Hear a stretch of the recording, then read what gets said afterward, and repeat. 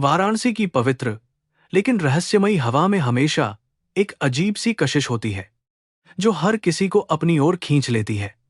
आज काशी विश्वनाथ मंदिर के बाहर की भीड़ कुछ ज्यादा ही मुखर थी।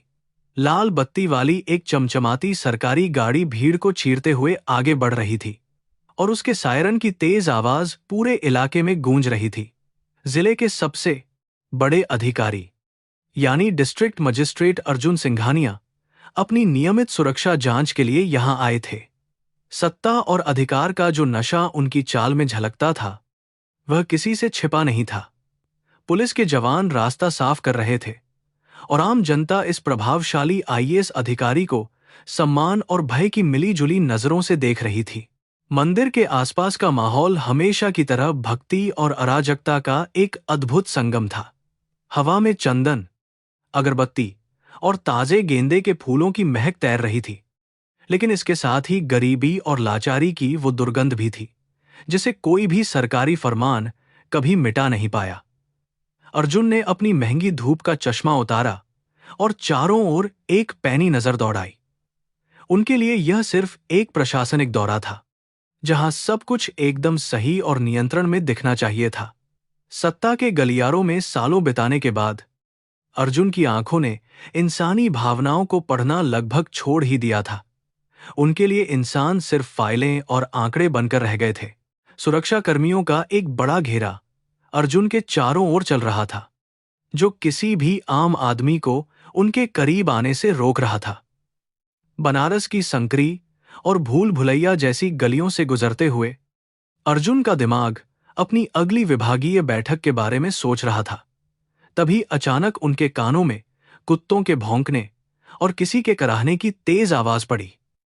यह आवाज मंदिर के ठीक पीछे वाले उस कूड़ेदान के पास से आ रही थी जहां आम तौर पर भिखारियों का जमावड़ा लगा रहता है।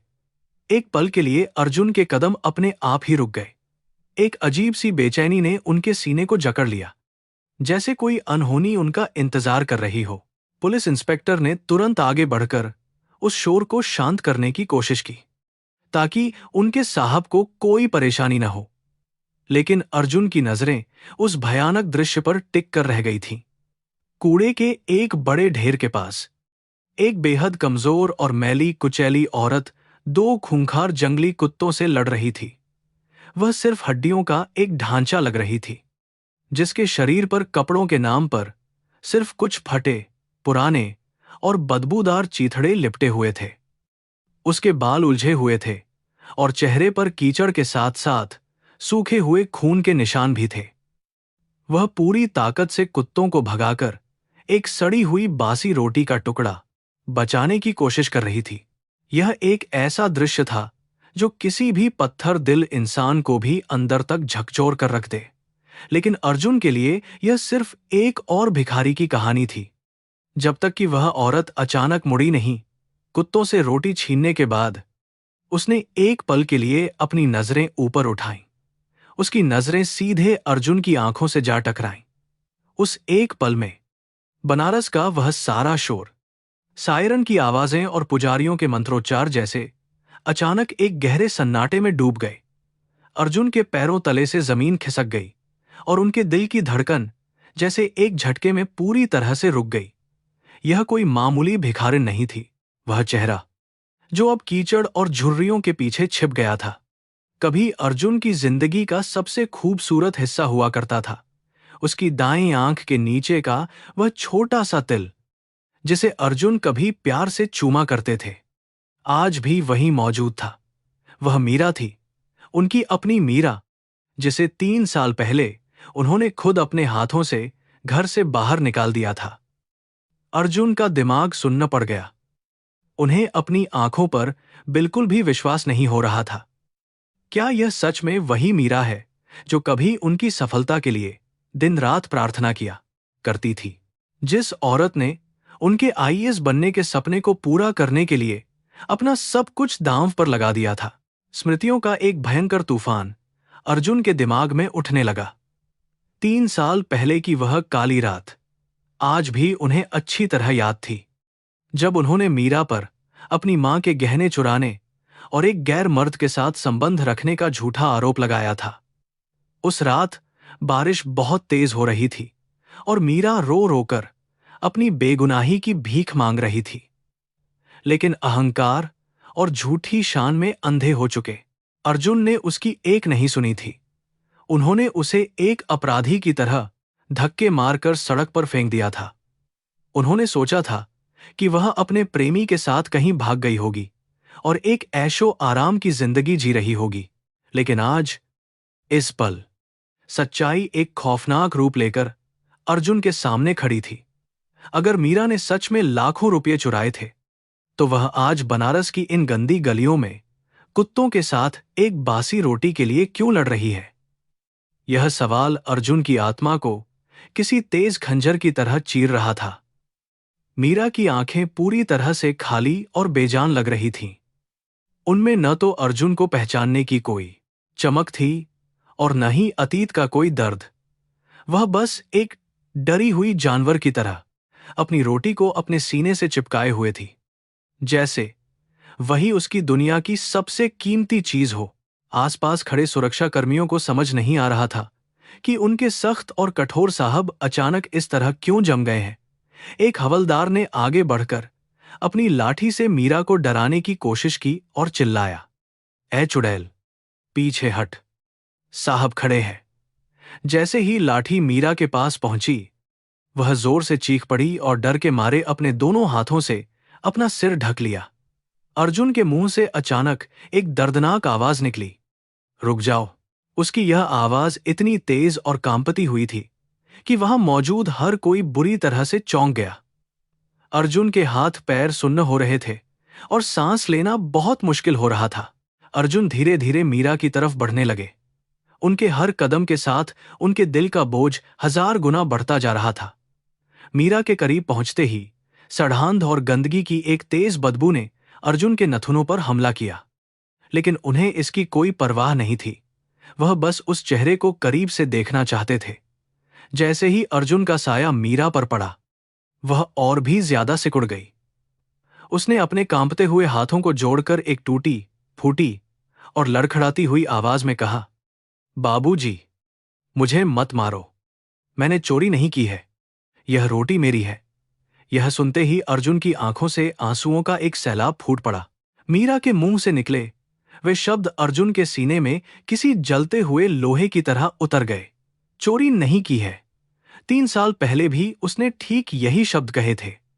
क्या भगवान ने यह भयानक दृश्य उन्हें उनकी सबसे बड़ी भूल का एहसास कराने के लिए दिखाया है? अर्जुन ने अपने कांपते हुए हाथ को मीरा की तरफ बढ़ाया, मानो वह उसे छूकर यह यकीन करना चाहते हों कि यह कोई बुरा सपना नहीं है। लेकिन जैसे ही उनका हाथ मीरा के करीब पहुंचा, उसने डर कर जोर से चिल्लाना शुरू कर दिया और अपनी रोटी लेकर तेजी से एक अंधेरी और बदबूदार गली की तरफ भाग गई। वह उसे रोक नहीं पाए। अर्जुन वहीं कीचड़ में घुटनों के बल गिर पड़े।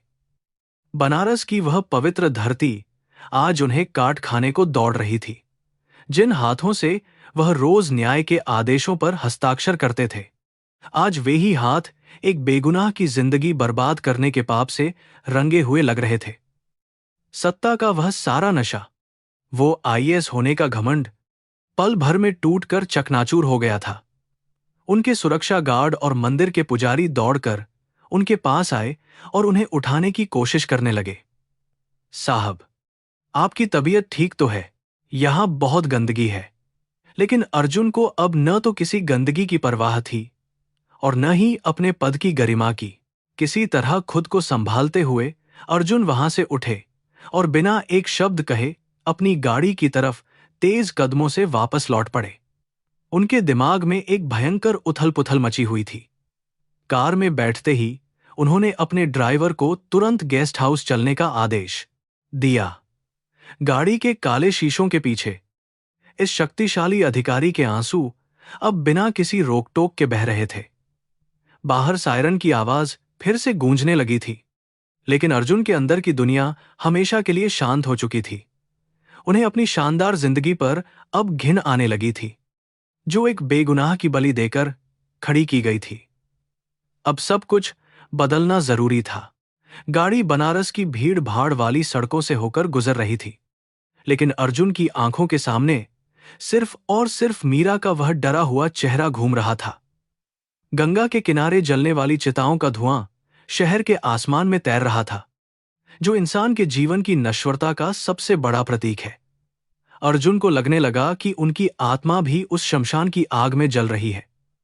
उन्होंने अपना फोन निकाला और अपनी मां देवयानी का नंबर डायल करने की कोशिश की, लेकिन उनके हाथ इतनी बुरी तरह से कांप रहे थे कि फोन उनके हाथ से छूटकर नीचे गिर गया। वह अभी किसी से बात करने की स्थिति में बिल्कुल भी नहीं थे।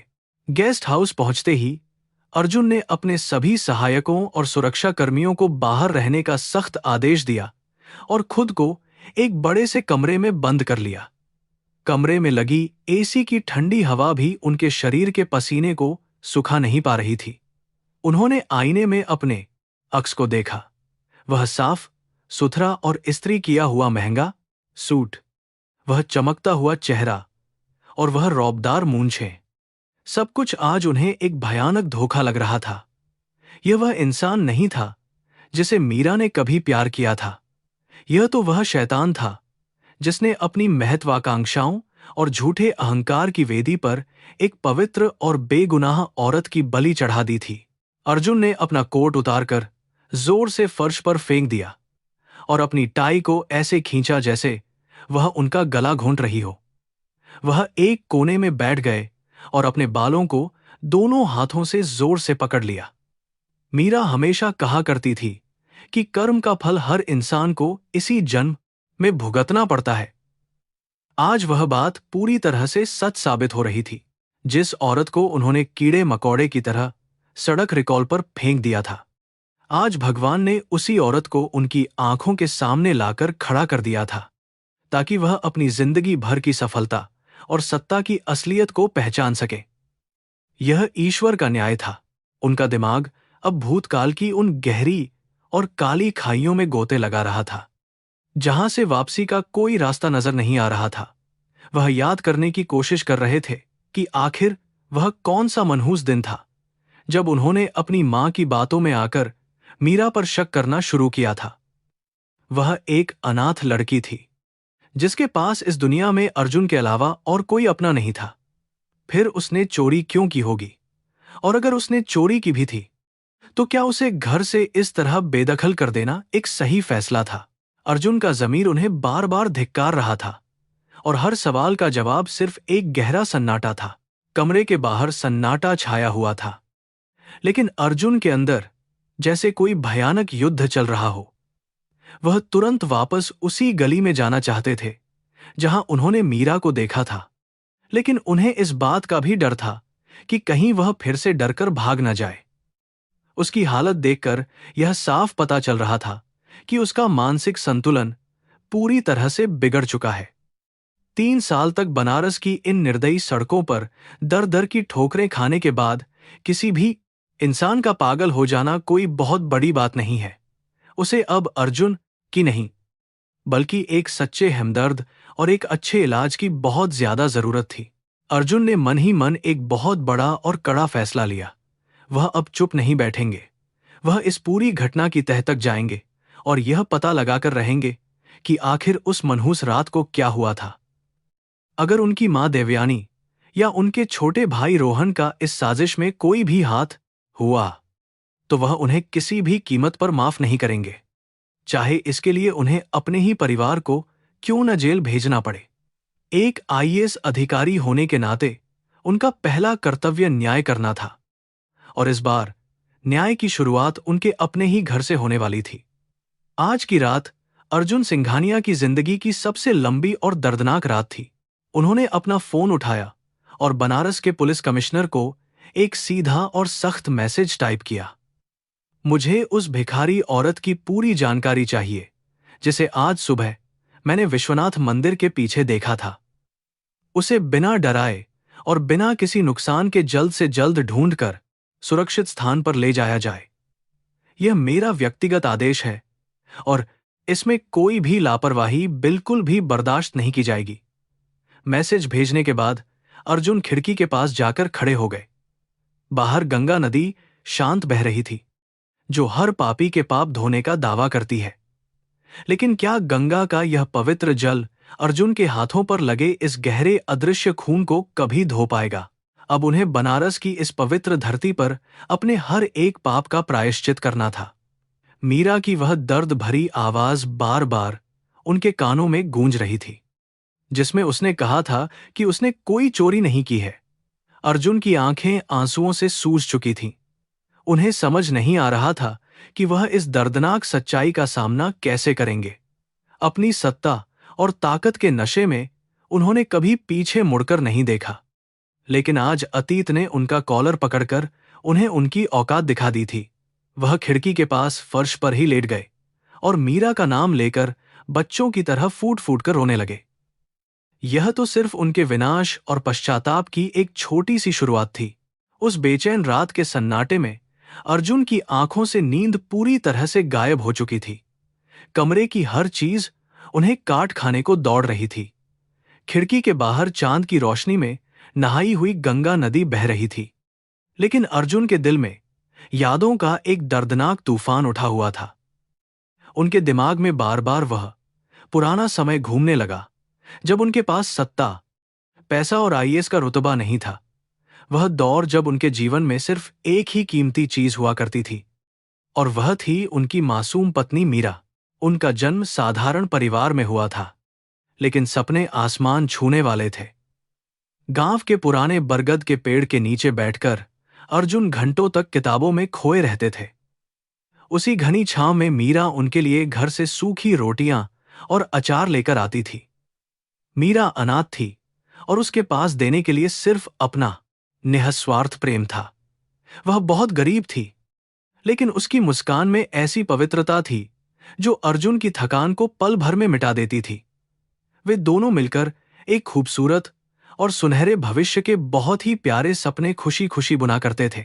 आईएएस की परीक्षा पास करना आसान काम नहीं था। इसके लिए महंगी किताबों और कोचिंग की सख्त जरूरत थी। तब मीरा ने अर्जुन के इस बड़े सपने को अपना सपना मान लिया था। वह दिन रात दूसरों के कपड़े सिलती थी और अपने हाथों को सुइयों से छलनी कर लेती थी, ताकि कुछ पैसे बचा सके। सर्दियों की ठंडी रातों में जब अर्जुन पढ़ाई करते थे, तब मीरा कांपते हुए सिलाई मशीन चलाती रहती थी। उसने अपनी हर छोटी बड़ी खुशी को अर्जुन की सफलता के लिए बिना किसी शिकायत के खुशी खुशी हमेशा के लिए पूरी तरह से कुर्बान कर दिया था। जिस दिन यूपीएससी का परिणाम आया और अर्जुन का नाम सबसे ऊपर चमक रहा था, उस दिन दोनों की आंखों से खुशी के आंसू बह निकले थे। अर्जुन ने मीरा को अपने सीने से लगा लिया था और पूरे गांव के सामने कसम खाई थी कि वह जिंदगी भर उसका साथ नहीं छोड़ेगा। उसने वादा किया था कि अब उनकी जिंदगी के सारे दुख खत्म हो गए हैं और वह मीरा को दुनिया की सारी खुशियां देगा। मीरा की आंखों में उस समय जो चमक थी, वह आज भी अर्जुन के दिमाग में एक गहरे घाव की तरह दर्द कर रही थी। सफलता और ताकत का नशा बहुत ही खतरनाक होता है। दिल्ली के उस आलीशान बंगले में कदम रखते ही अर्जुन की दुनिया बदलने लगी थी। उनकी मां देवयानी सिंघानिया, जो एक घमंडी और अमीर खानदान से ताल्लुक रखती थी, उन्हें मीरा का सीधा सादा देहातीपन बिल्कुल पसंद नहीं आया। देवयानी के लिए मीरा उनके ऊंचे समाज और रुतबे पर एक काले धब्बे की तरह थी। उन्होंने पहले ही दिन से मीरा को यह एहसास दिलाना शुरू कर दिया था कि वह इस बड़े घर के लायक नहीं है। यह उनके सुखी जीवन की एक दर्दनाक और भयानक शुरुआत बन गई थी। देवयानी हमेशा मीरा के अनाथ होने और उसकी गरीबी को लेकर तीखे ताने मारती रहती थी। जब भी घर में कोई मेहमान या नेता आता, तो देवयानी मीरा को रसोई घर में ही छिपकर रहने का सख्त आदेश देती थी। वह नहीं चाहती थी कि दिल्ली का उच्च वर्ग यह जाने कि उनके होनहार बेटे की पत्नी एक गरीब लड़की है। मीरा यह सब कुछ चुपचाप सहती रहती थी, क्योंकि वह अर्जुन से सच्चा प्यार करती थी। वह अपने आंसुओं को हमेशा अपने आंचल में ही छुपा लिया करती थी, ताकि उसका पति अर्जुन कभी किसी भी बात से परेशान न हो। शुरुआत में अर्जुन ने अपनी मां की इन कड़वी बातों का विरोध करने की कोशिश की थी, लेकिन जैसे जैसे समय बीतता गया, अर्जुन सत्ता और चापलूसी के उस गहरे दलदल में बुरी तरह से ढंसते चले गए। बड़ी पार्टियों में, जहां सब लोग अंग्रेजी में बात करते थे और महंगे ब्रांड के कपड़े पहनते थे, वहां मीरा की साधारण सूती साड़ी और उसकी हिंदी अर्जुन को अंदर ही अंदर शर्मिंदा करने लगी थी। अर्जुन को लगने लगा था कि उसकी पत्नी उसके इतने बड़े और शानदार करियर की राह में एक बहुत बड़ी रुकावट और परेशानी का कारण बनती जा रही है। धीरे धीरे अर्जुन ने मीरा से बात करना कम कर दिया। वह देर रात तक ऑफिस में काम करने का बहाना बनाने लगे और घर लौटने पर सीधे अपने कमरे में जाकर सो जाते थे। मीरा, जो कभी उनकी जिंदगी का खूबसूरत हिस्सा हुआ करती थी, अब उनके ही घर में एक अदृश्य परछाई बनकर रह गई थी। वह रात भर जागकर अर्जुन के लौटने का इंतजार करती थी, लेकिन अर्जुन उसे देखकर भी अनदेखा कर देते थे। अर्जुन का यह कठोर और रूखा व्यवहार मीरा के कोमल और सच्चे दिल को हर दिन बुरी तरह से छलनी और बर्बाद कर रहा था। एक बार मीरा ने अर्जुन का मन जीतने के लिए उसके पसंद का खाना खुद हाथों से बनाया था। उसने उत्साह के साथ डाइनिंग टेबल सजाई थी और बहुत उम्मीद से पति का इंतजार कर रही थी। लेकिन जब अर्जुन घर वापस आए तो उनकी मां देवयानी ने भड़कते हुए कहा कि यह गंदा खाना उनके बेटे की सेहत को खराब कर देगा। अर्जुन ने भी अपनी मां की बात का समर्थन किया और उस खाने को बिना छुए कूड़ेदान में फेंकवा दिया। उस दिन मीरा की आत्मा हमेशा के लिए बुरी तरह से टूट गई थी और वह छुपकर बहुत रोई थी। उन दिनों अर्जुन के दिमाग पर सिर्फ प्रमोशन और झूठी सामाजिक प्रतिष्ठा का भूत सवार था। वह यह भूल गए थे कि जिस पद पर वह आज बैठे हैं, उसकी असली नींव मीरा के खून पसीने और उसके निस्वार्थ बलिदान से ही रखी गई थी। वह अपने नए अमीर दोस्तों के सामने खुद को एक कुंवारे और आजाद आदमी की तरह पेश करने लगे थे। उन्होंने कभी भी किसी को यह नहीं बताया कि उनके घर में एक पत्नी भी है जो उनके नाम का सिंदूर अपनी मांग में सजाए हुए उनके प्यार का हर पल बेसब्री से इंतजार कर रही है। आज बनारस के उस सन्नाटे से भरे कमरे में बैठकर अर्जुन को अपनी सभी घटिया हरकतों पर बहुत ज्यादा घिन आ रही थी। उन्हें समझ नहीं आ रहा था कि वह इतने अंधे और स्वार्थी कैसे हो गए थे। मीरा की वह कांपती हुई आवाज उनके कानों में हथौड़े की तरह बार बार बज रही थी। उसने कूड़े के ढेर के पास खड़े होकर जिस तरह से रोटी को सीने से लगाया था, वह दृश्य अर्जुन की आत्मा को चीर रहा था, जिसने उनके लिए भूखे रहकर पैसा बचाया। आज वह खुद रोटी की मोहताज हो चुकी थी। अर्जुन ने दोनों हाथों से अपना चेहरा छिपा लिया और फूट फूट कर रोने लगे। भारत के पवित्र शास्त्रों में लिखा गया है कि कर्म का फल एक न एक दिन जरूर सामने आता है। कोई इंसान अपनी ताकत और पैसे के दम पर दुनिया की किसी भी अदालत से तो आसानी से बच सकता है, लेकिन भगवान के घर में उसे अपने पाप का पूरा हिसाब देना ही पड़ता है।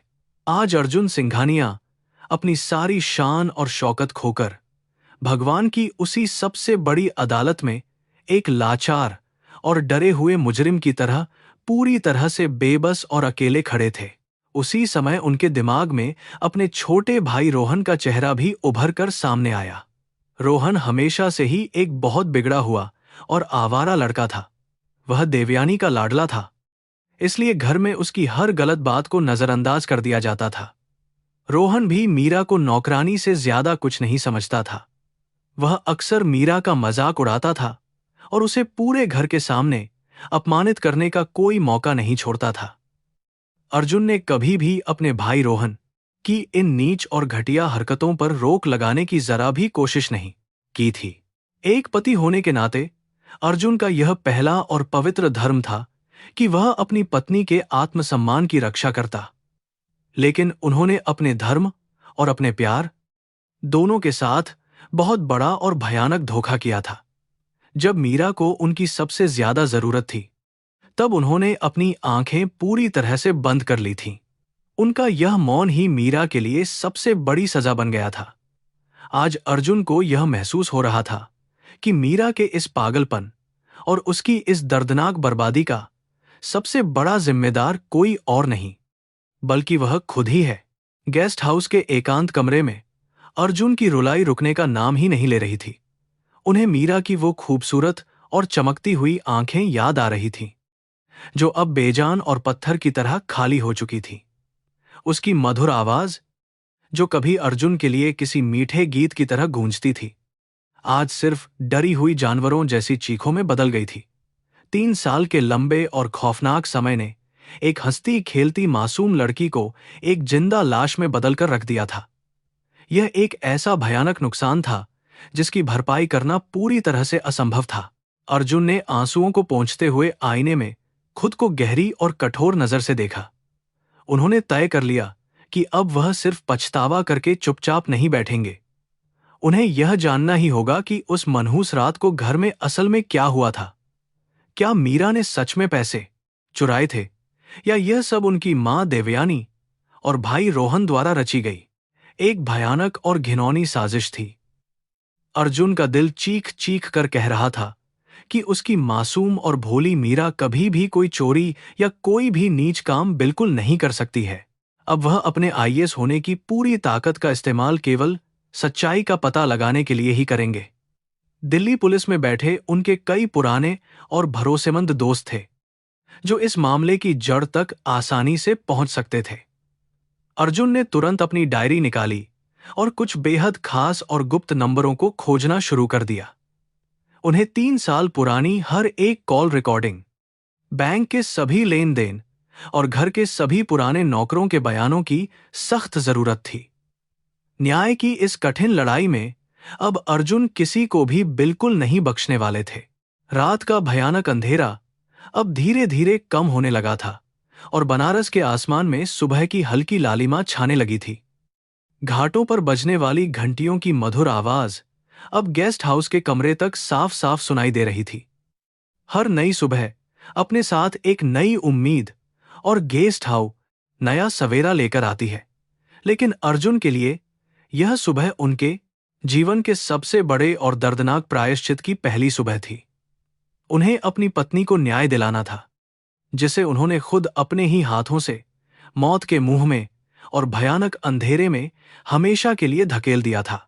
उन्होंने मन ही मन गंगा मैया को साक्षी मानकर एक बहुत ही अटल और कठोर प्रतिज्ञा ली। जब तक वह मीरा को उसके सारे अधिकार और उसका खोया हुआ सम्मान वापस नहीं दिला देते, तब तक वह चैन की सांस बिल्कुल भी नहीं लेंगे, चाहे इसके लिए उन्हें अपने खुद के परिवार को हथकड़ी ही क्यों न पहनानी पड़े।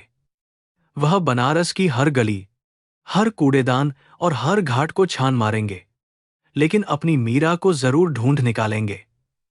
अब उनके पास खोने के लिए अपना यह रुतबा और यह झूठा घमंड छोड़कर और कुछ भी नहीं बचा था। सुबह के ठीक 6 बज रहे थे। अर्जुन ने बिना समय बर्बाद किए अपना फोन उठाया और दिल्ली में तैनात अपने सबसे भरोसेमंद पुलिस अफसर विक्रम को कॉल लगा दिया। विक्रम अर्जुन का कॉलेज का पुराना दोस्त था और वह अर्जुन के परिवार के काले सच से भी वाकिफ था।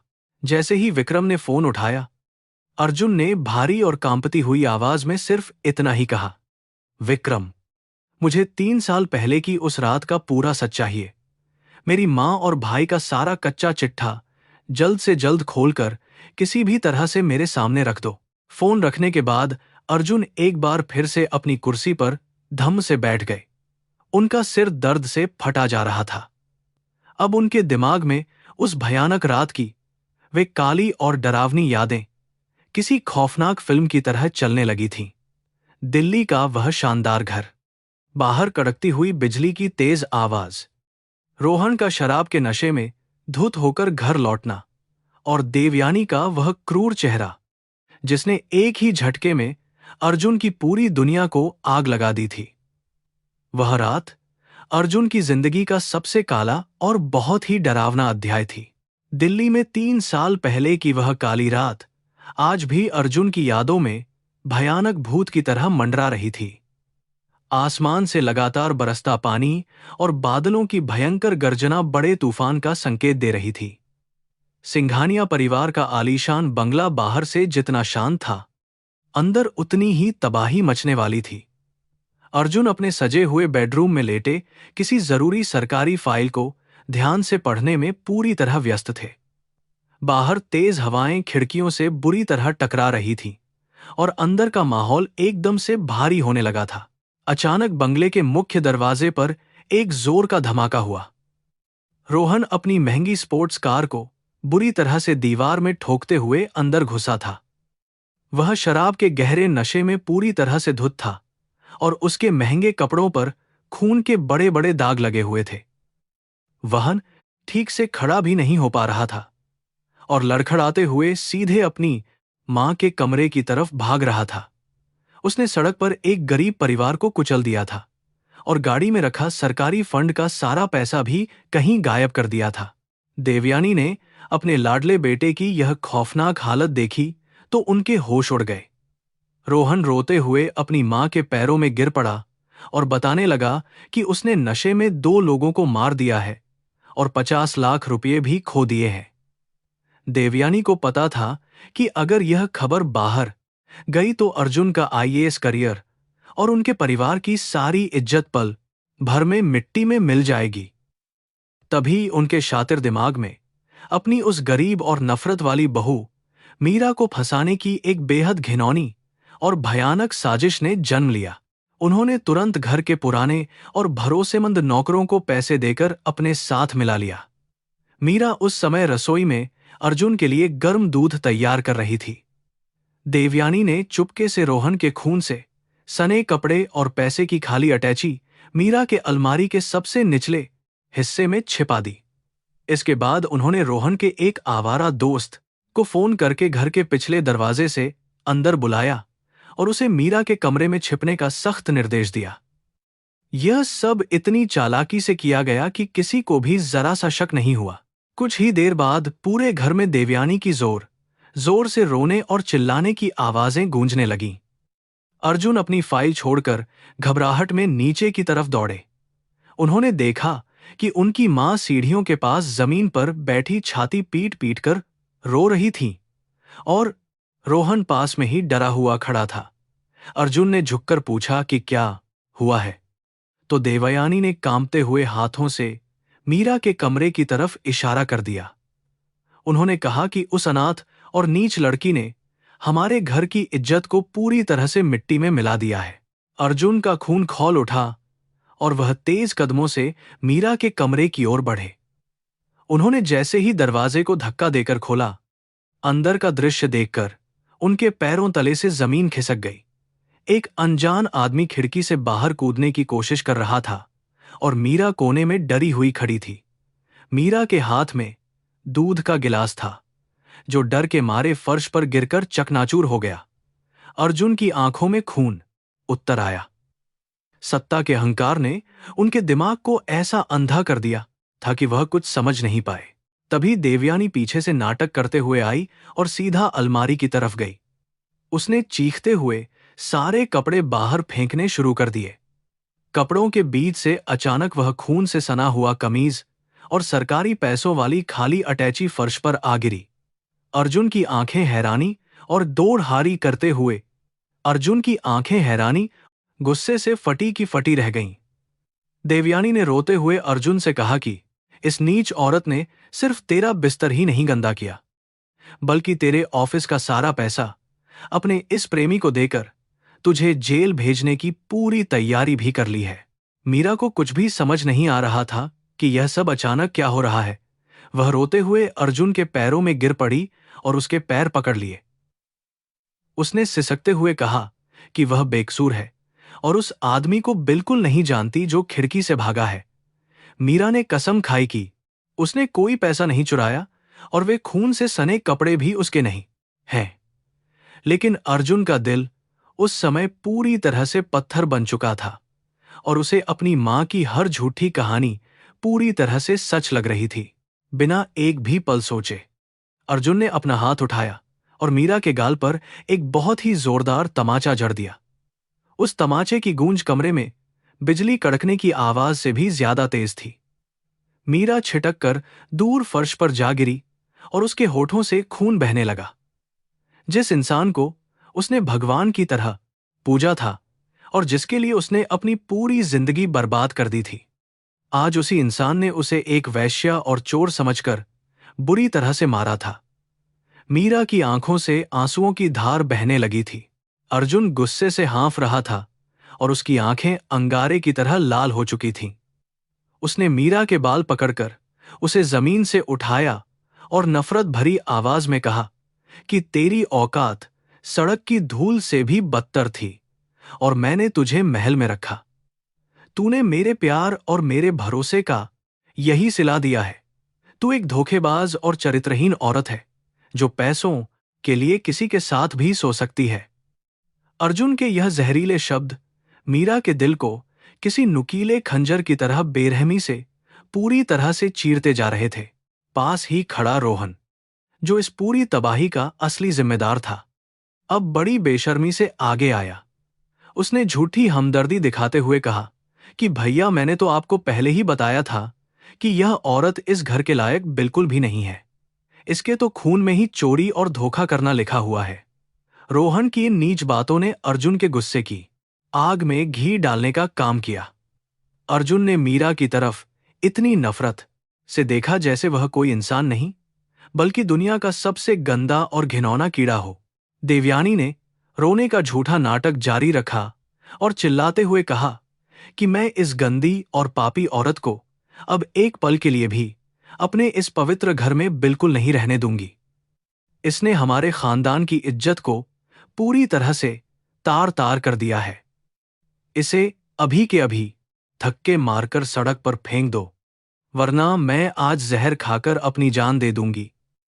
अर्जुन की आंखों पर अपनी मां की झूठी ममता और परिवार की झूठी शान का पर्दा इतनी मजबूती से पड़ा हुआ था कि वह कुछ भी सही नहीं देख पाया। मीरा दर्द और अपमान से तड़प रही थी। उसने अर्जुन की पैंट पकड़कर बहुत मिन्नतें कीन और कहा कि मुझे इस तरह से मत निकालो। बाहर बहुत तेज तूफान आ रहा है और मेरे पास जाने के लिए कोई भी जगह नहीं है। कम से कम मेरी बात तो एक बार सुन लो। लेकिन एक आईएएस अफसर जो पूरे जिले के लिए न्याय की मूर्ति माना जाता था, आज अपने ही घर में न्याय का सबसे बड़ा हथियारा बन गया था। उसने मीरा को एक जोर की लात मारी जिससे वह पीछे की तरफ जा गिरी। अर्जुन ने मीरा का हाथ पकड़ा और उसे एक जानवर की तरह घसीटते हुए कमरे से बाहर निकालना शुरू कर दिया। मीरा लगातार चीख रही थी और अपने बचाव के लिए दरवाजे की चौखट को पकड़ने की कोशिश कर रही थी, लेकिन अर्जुन की ताकत के सामने वह पूरी तरह से बेबस थी। सीढ़ियों से नीचे घसीटते हुए मीरा के शरीर पर कई जगह गहरी चोटें लग गई थीं और उसके कपड़े भी फट चुके थे। घर के सारे नौकर चुपचाप सिर झुकाए यह दर्दनाक तमाशा देख रहे थे, लेकिन किसी की भी कुछ बोलने की हिम्मत नहीं हुई। बंगले के मुख्य दरवाजे को जोर से खोला गया और बाहर से तेज बारिश की बौछारें अंदर आने लगीं। अर्जुन ने मीरा को उठाया और पूरी ताकत से बाहर की कीचड़ भरी सड़क पर जोर से फेंक दिया। मीरा बारिश के पानी और कीचड़ में बुरी तरह से लथपथ हो गई। आसमान में उस समय बिजली बहुत जोर से कड़की, मानो भगवान भी इस घोर अन्याय को देखकर गुस्से में चीख रहे हों। अर्जुन ने दरवाजे पर खड़े होकर बड़ी बेदर्दी से चिल्लाते हुए कहा कि आज के बाद मुझे अपनी यह मनहूस शक्ल कभी मत दिखाना। यह घर और मेरी जिंदगी के दरवाजे अब तुम्हारे लिए हमेशा के लिए बंद हो चुके हैं। अगर तुम मेरे या मेरे परिवार के आसपास भी भटकीन, तो मैं तुम्हें पुलिस के हवाले करके पूरी जिंदगी के लिए जेल में सड़ा दूंगा। यह कहकर अर्जुन ने वह भारी लोहे का दरवाजा मीरा के मुंह पर जोर से बंद कर दिया। दरवाजे की वह आवाज मीरा के लिए उसकी पूरी दुनिया के खत्म होने का सबसे भयानक और दर्दनाक ऐलान थी। वह बाहर उस भारी बारिश में अकेली, बेसहारा और बुरी तरह से घायल हालत में पड़ी हुई थी। अंधेरी रात और कड़कती बिजली के बीच मीरा उस भारी बारिश में घंटों तक दरवाजे को पीटती रही। वह लगातार अर्जुन का नाम पुकार रही थी और अपनी बेगुनाही की दुहाई दे रही थी, लेकिन अंदर बैठा कोई भी इंसान उसकी पुकार सुनने वाला नहीं था। देवयानी और रोहन अपनी साजिश के सफल होने पर जश्न मना रहे थे, जबकि अर्जुन अपने कमरे में बैठकर शराब पी रहा था। उसे लग रहा था कि उसने एक बहुत बड़ी बीमारी को अपने घर से निकाल फेंका है, लेकिन असल में उसने अपनी ही आत्मा का कत्ल कर दिया था। बारिश की ठंडी बूंदें मीरा के शरीर को किसी नुकीले तीर की तरह चुभ रही थी। उसका पूरा शरीर बुरी तरह से कांप रहा था और उसकी आंखों से आंसुओं का सैलाब रुकने का नाम ही नहीं ले रहा था। उसे यह बिल्कुल समझ नहीं आ रहा था कि उसकी किस गलती की इतनी बड़ी सजा उसे दी जा रही है। उसने अपना सब कुछ अर्जुन की खुशी के लिए पूरी तरह से न्यौछावर कर दिया था। क्या यही उस निस्वार्थ प्रेम का असली सिला था जो इस क्रूर दुनिया में एक गरीब औरत को दिया जाता है? जब उसे यह पूरी तरह से यकीन हो गया कि अब यह दरवाजा उसके लिए कभी नहीं खुलेगा, तो उसने अपने टूटे हुए शरीर को भारी मन से जमीन से उठाया। वह नंगे पैर ही उस भयानक तूफान में सड़कों पर बिना किसी दिशा के आगे की तरफ बढ़ने लगी। हर कदम के साथ उसकी हिम्मत टूटती जा रही थी और दिल का दर्द बढ़ता जा रहा था। सड़क पर कोई भी इंसान नजर नहीं आ रहा था। सिर्फ आवारा कुत्ते ही उस अंधेरे में भौंक रहे थे। दिल्ली का वह शहर आज उसके लिए नरक बन चुका था। आज 3 साल बाद बनारस के उस गेस्ट हाउस में बैठकर अर्जुन को अपनी इस क्रूरता और बेवकूफी पर बहुत ही ज्यादा शर्म आ रही थी। वह कैसे भूल गया कि मीरा कितनी कोमल और सीधी सादी लड़की थी। सत्ता के नशे में उसने न्याय का तराजू पूरी तरह से एक तरफ झुका दिया था। उसने बिना किसी जांच के और बिना मीरा की बात सुने उसे मौत के मुंह में धकेल दिया था। वह रात अर्जुन के जीवन की सबसे बड़ी और भयानक भूल थी, जिसने एक बेगुनाह की पूरी जिंदगी को ही तबाह कर दिया था। अर्जुन ने अपने दोनों हाथों से अपने सिर को कसकर पकड़ लिया और दर्द से कराहने लगा। उसकी आंखों से पश्चाताप के आंसू लगातार बह रहे थे। अब उसे यह पूरी तरह से साफ हो चुका था कि उस रात जो कुछ भी हुआ था वह सब देवयानी और रोहन की रची हुई एक बहुत बड़ी साजिश थी। अपने पाप को छिपाने के लिए उन्होंने मीरा की मासूमियत का फायदा उठाया और अर्जुन को भी अपने इस गंदे खेल का मोहरा बना लिया। लेकिन अब यह खेल हमेशा के लिए पूरी तरह से खत्म होने वाला था। अब अर्जुन अपने ही परिवार का असली चेहरा दुनिया के सामने बेनकाब करेगा। वह अपनी मां और भाई को उनके किए की ऐसी भयानक सजा देगा जिसे वे जिंदगी भर याद रखेंगे। मीरा के एक एक आंसू का और उसकी एक एक चोट का पूरा हिसाब लिया जाएगा। अर्जुन ने तय कर लिया कि वह दिल्ली वापस जाएगा और सारे सबूतों को इकट्ठा करके अपनी ही मां और भाई के खिलाफ सख्त कानूनी कार्रवाई करेगा।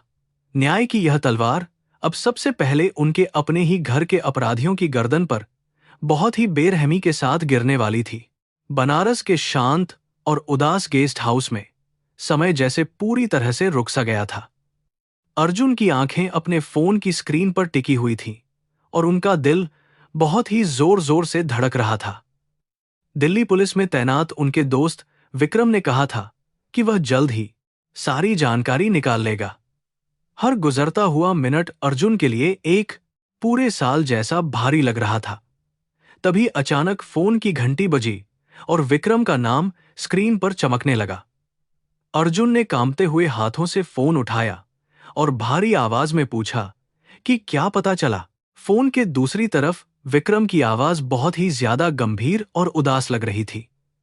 उसने एक गहरी सांस ली और कहा कि अर्जुन, तुम्हें सच्चाई सुनने के लिए अपने दिल को बहुत मजबूत करना होगा।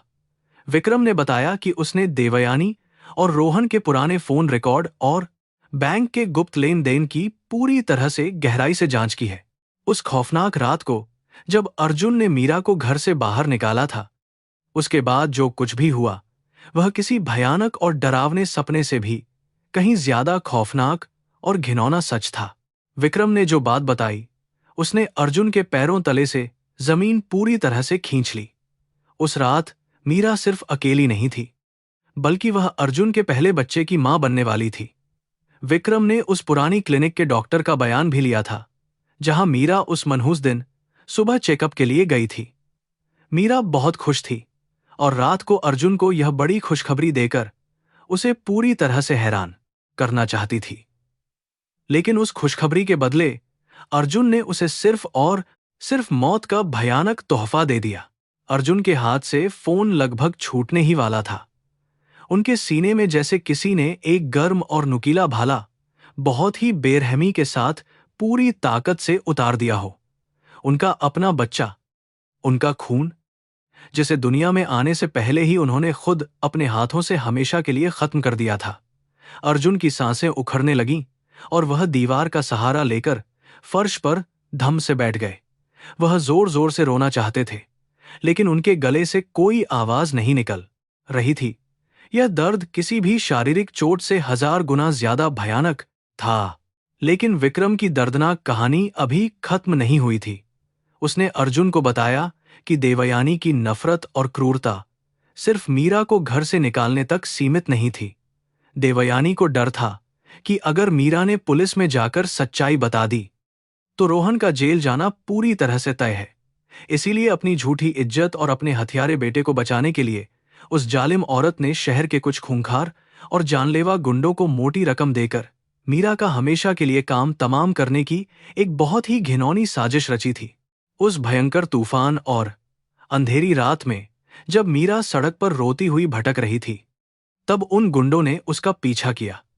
शहर के बाहरी इलाके में एक सुनसान सड़क पर उन्होंने मीरा को घेर लिया। मीरा ने अपने बच्चे की दुहाई देते हुए उनसे रहम की भीख मांगी, लेकिन उन हैवानों को उस पर जरा सा भी तरस बिल्कुल नहीं आया। उन्होंने लोहे की मोटी छड़ों से मीरा को बहुत ही बेरहमी के साथ पीटना शुरू कर दिया। वे तब तक मारते रहे जब तक मीरा पूरी तरह से खून से लथपथ होकर बेहोश नहीं हो गई। गुंडों के एक बहुत ही जोरदार प्रहार से मीरा के सिर पर भयानक और गहरी चोट लगी, जिससे उसका सिर बुरी तरह से फट गया और उसका मानसिक संतुलन हमेशा के लिए बिगड़ गया। उसी कीचड़ भरी सड़क पर तड़पते हुए मीरा का वह अजन्मा बच्चा भी हमेशा के लिए इस दुनिया से चला गया। वह मासूम जान, जिसने अभी तक दुनिया का उजाला भी नहीं देखा था, अपनी दादी के घमंड और अपने पिता के अंधे अहंकार की बहुत ही खौफनाक और दर्दनाक बलि चढ़ गई थी। यह सुनकर अर्जुन की आत्मा पूरी तरह से कांपने लगी थी। देवयानी का आदेश था कि मीरा की लाश का कोई भी नामोनिशान नहीं बचना चाहिए। इसलिए उन गुंडों ने मीरा के खून से लथपथ और अधमरे शरीर को उठाया और पास ही रेलवे स्टेशन के एक अंधेरे और सुनसान हिस्से में ले गए। वहां से एक मालगाड़ी गुजरने वाली थी जो बनारस की तरफ जा रही थी। उन्होंने मीरा को एक मरे हुए जानवर की तरह उस चलती हुई मालगाड़ी के एक खाली और गंदे डिब्बे में बहुत ही बेरहमी के साथ फेंक दिया। उन्हें पूरा यकीन था कि मीरा रास्ते में ही अपना दम तोड़ देगी। विक्रम ने आगे बताया कि उसने उन गुंडों में से एक को आज सुबह ही गिरफ्तार कर लिया है और उसने पुलिस के सामने अपना जुर्म पूरी तरह से कबूल भी कर लिया है। विक्रम की ये सारी बातें किसी तेज और जहरीले खंजर की तरह अर्जुन के कानों में बहुत ही गहराई तक उतरती जा रही थी। उनका पूरा शरीर बुरी तरह से सुन्न पड़ गया था और आंखों के सामने एक भयानक अंधेरा छाने लगा था। अर्जुन के कांपते हुए हाथ से फोन छूटकर फर्श पर गिर गया और टुकड़े टुकड़े होकर पूरी तरह से बिखर गया। आज अर्जुन का सारा झूठा घमंड, वह आईएएस होने का रुतबा और एक बहुत ही आदर्श बेटा होने का गुमान एक ही पल में पूरी तरह से राख हो गया था। जिस मां को वह भगवान की तरह पूजते थे, वह असल में एक बहुत ही जालिम, हथियारी और नीच औरत थी। उसने सिर्फ एक मासूम और बेगुनाह बहू का ही नहीं, बल्कि अपने ही सगे पोते का बहुत ही बेरहमी के साथ कत्ल करवाया था। और इस पूरी खौफनाक और डरावनी साजिश में अर्जुन खुद सबसे बड़े और अंधे भागीदार बने हुए थे। यह एहसास बहुत ही ज्यादा जानलेवा था। अर्जुन के अंदर बंद दर्द और भयानक नफरत का वह ज्वालामुखी अचानक एक बहुत ही डरावनी चीख के साथ बुरी तरह से फूट पड़ा। वह जानवरों की तरह जोर जोर से दहाड़े मारकर और बिलख बिलख कर उस शांत कमरे में रोने लगे। उन्होंने अपने ही हाथों से अपने महंगे कपड़े फाड़ डाले और अपना सिर दीवार पर जोर जोर से पटकना शुरू कर दिया। उनके माथे से खून बहने लगा, लेकिन शरीर का यह दर्द उस भयानक और असहनीय मानसिक दर्द के सामने कुछ भी नहीं था जो उनकी आत्मा को पूरी तरह से जलाकर भस्म कर रहा था। उन्हें अब समझ में आ रहा था कि आज सुबह विश्वनाथ मंदिर के पास मीरा उस दयनीय हालत में क्यों थी। 3 साल तक वह मासूम लड़की अपने सिर की गंभीर चोट और अपने मरे हुए बच्चे के उस खौफनाक दर्द को अपने सीने में दबाए बनारस की उन गंदी और निर्दयी गलियों में भटक रही थी। उसने कूड़ेदान से खाना खाया, जानवरों के साथ सोई और हर दिन तिल तिल कर मरी। और यह सब सिर्फ इसलिए हुआ क्योंकि अर्जुन ने अपनी पत्नी से ज्यादा अपनी मां की झूठी बातों पर आंख मूंदकर पूरी तरह से अंधा विश्वास किया था।